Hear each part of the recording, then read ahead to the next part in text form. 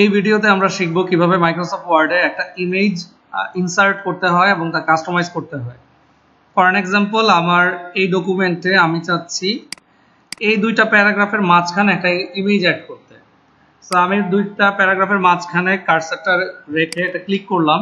Click করে আমি এখন মাইক্রোসফট ওয়ার্ডের এই রিবন থেকে আমি যাব ইনসার্ট অপশনে। ইনসার্ট অপশনে গেলে এখানে একটা অপশন আছে পিকচার্স। সো আমি পিকচার্সে ক্লিক করলাম। পিকচার্সে ক্লিক করলে আমি এখন একটা পিকচার নিয়ে নেই। এখানে আমার দেখি যে কোনো ইমেজ আছে নাকি, ইমেজে যাই। এখান থেকে আমি এই ইমেজটা আমি নিয়ে নিলাম। দেখেন এই ইমেজটা কিন্তু অ্যাড হয়েছে। ইমেজটা যখন অ্যাড হয়েছে আমার এখানে উপরে কিন্তু একটা ফরম্যাট অপশনও চলে আসছে, ফরম্যাট মেনু। ফরম্যাট মেনুটা এখানে অনেক কিছু আছে।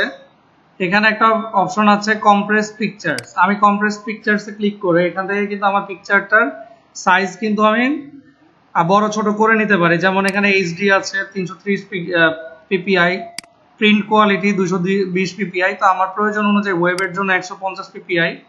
সো আমি চাচ্ছি এটা আমার পরে প্রিন্ট করব। সো আমি হচ্ছে এটা প্রিন্টার্সের জন্য আমি দিয়ে আমি ওইভাবে কম্প্রেস করে নিলাম, ওকে দিলাম।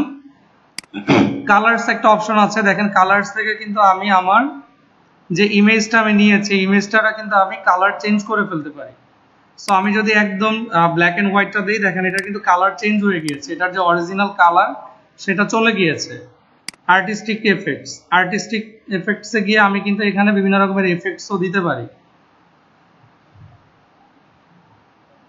সো এই এফেক্টসটা আমার কাছে ভালো লেগেছে। আপনারা চাইলে আপনাদের পছন্দ মতো যে কোনো এফেক্টস দিতে পারেন।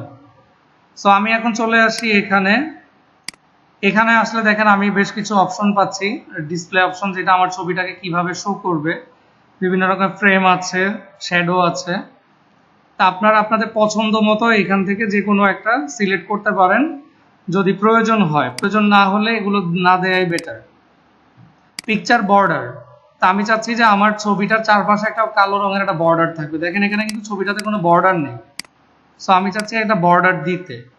সো আমি বর্ডারে যখন আমি বর্ডার কালারটা ব্ল্যাক দিয়ে দিলাম, দেখেন আমার ছবিটার চারপাশে কিন্তু একটা কালো রঙের বর্ডার চলে আসছে।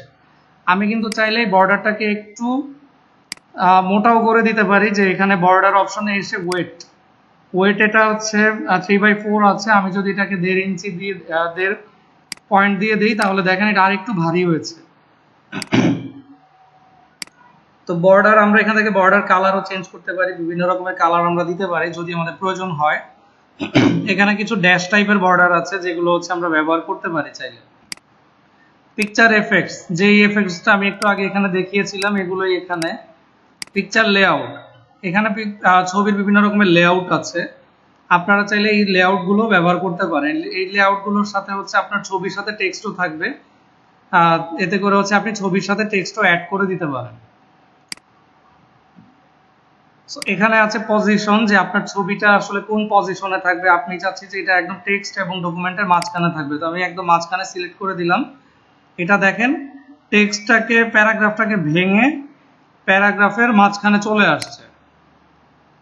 সো আমি চাচ্ছি যে এটা প্যারাগ্রাফের উপরে থাকবে, তাহলে আমি এই অপশনটা দিয়ে দিলাম, এটা প্যারাগ্রাফের উপরে চলে গেল। সো এখান থেকে আমরা এভাবেই একটা ছবি নিয়ে ছবিটাকে কাস্টমাইজ করতে পারি এবং বিভিন্ন রকমের এটাকে ইফেক্ট দিতে পারি, এটা কালার চেঞ্জ করতে পারি, এটা বর্ডার দিতে পারি। পিকচার বিভিন্ন রকমের পিকচার লেআউট থেকে আমরা পিকচারের সাথে টেক্সটও অ্যাড করতে পারি। So thank you.